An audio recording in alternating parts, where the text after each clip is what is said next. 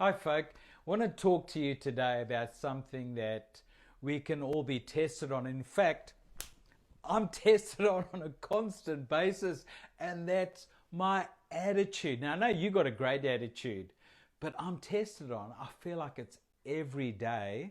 God must be doing something, drilling down into my life.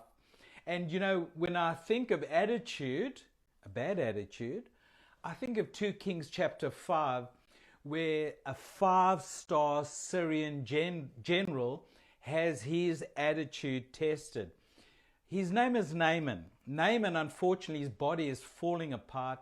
He's got terrible disease called leprosy, where your flesh starts smelling. In fact, your flesh starts dropping off your limbs, literally. And Naaman's spoken to from an unusual quarter. He's spoken to by his kitchen hand, who tells him, listen, why don't you go and speak to Elisha, who's a prophet in the area, and he'll give you some advice. You may even get healed. Naaman goes to Elisha, and he's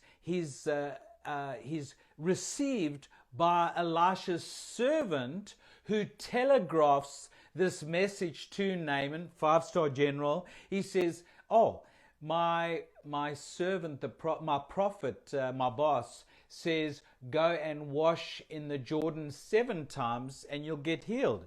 Naaman is furious. He says, the Jordan is filthy dirty. And he goes home so angry. Naaman had a pride problem. And he listens to one of his soldiers says, listen, if you want to get healed, wouldn't you listen to what the prophet has to say?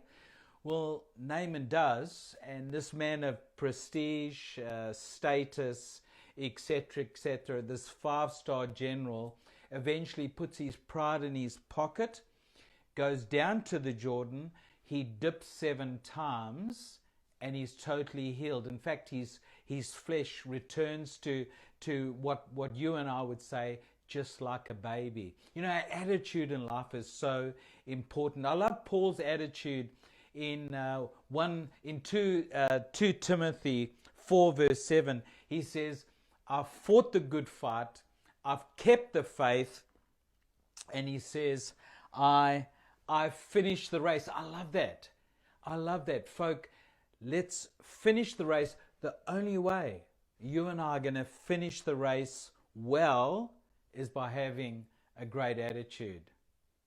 Let not your heart be troubled.